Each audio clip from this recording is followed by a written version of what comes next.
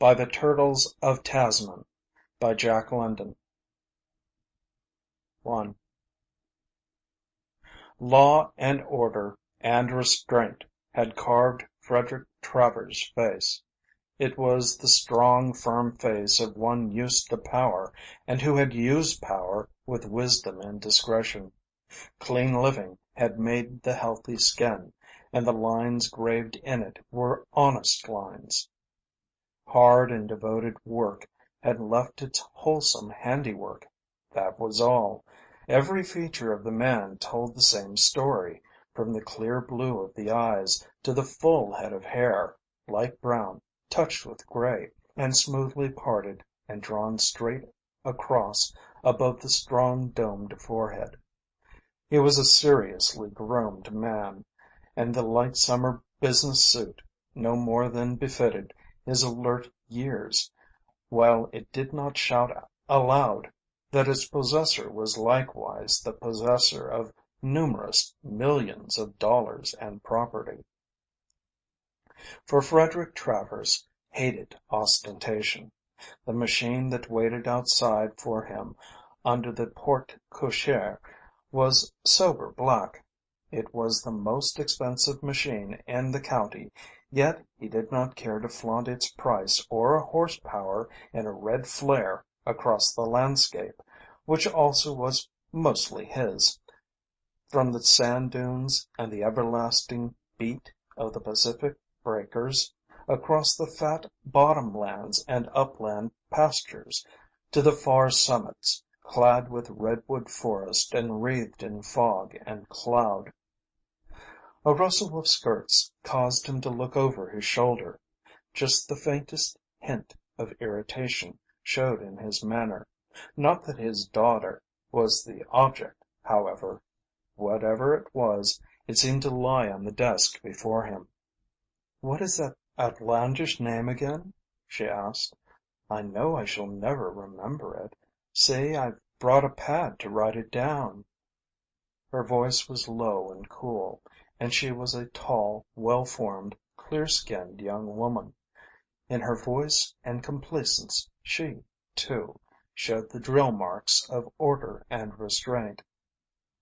Frederick Travers scanned the signature of one or two letters on the desk. "Bronislawa Plaskowitskaya Travers," he read, then spelled the difficult first portion, letter by letter, while his daughter wrote it down. "Now, Mary," he added, "remember, Tom was always harum-scarum, and you must make allowances for this daughter of his. Her very name is disconcerting. I haven't seen him for years, and as for her—" A shrug epitomized his apprehension. He smiled with an effort at wit. "Just the same, they're as much your family as mine. If he is my brother, he is your uncle, and if she's my niece, you're both cousins." Mary nodded. "Don't worry, father. I'll be nice to her, poor thing. What nationality was her mother, to get such an awful name?" "I don't know. Russian or Polish or Spanish or something. It was just like Tom.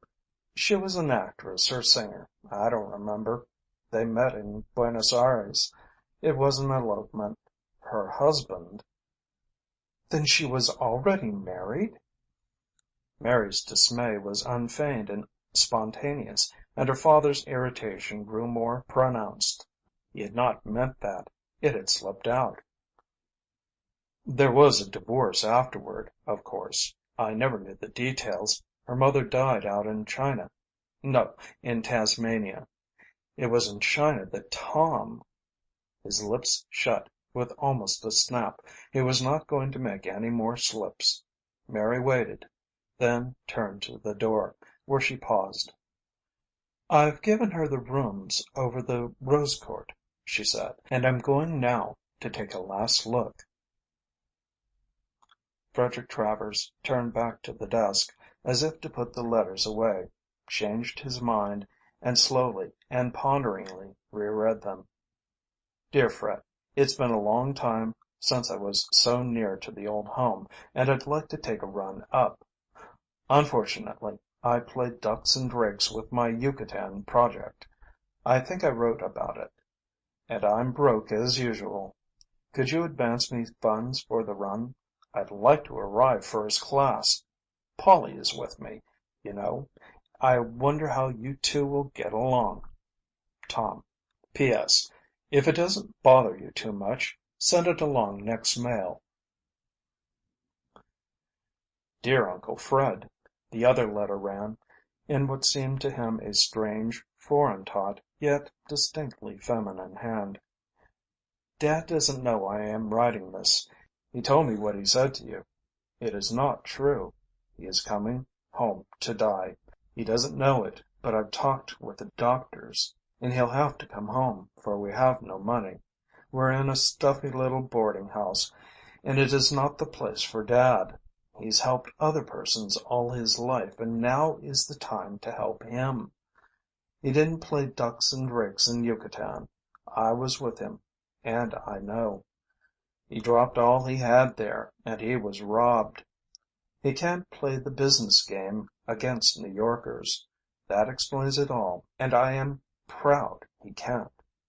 He always laughs and says I'll never be able to get along with you, but I don't agree with him. Besides, I've never seen a really, truly blood relative in my life. And there's your daughter. Think of it, a real live cousin. In anticipation, your niece, Bronislawa Plaskovitskaya Travers. P.S.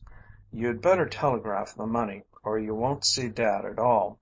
He doesn't know how sick he is, and if he meets any of his old friends he'll be off and away on some wild goose chase. He's beginning to talk Alaska. Says it will get the fever out of his bones. Please know that we must pay the boarding house, or else we'll arrive without luggage. B.P.T. Frederick Travers opened the door of a large built-in safe and methodically put the letters away in a compartment labeled Thomas Travers. Poor Tom, poor Tom, he sighed aloud. End of Part 1.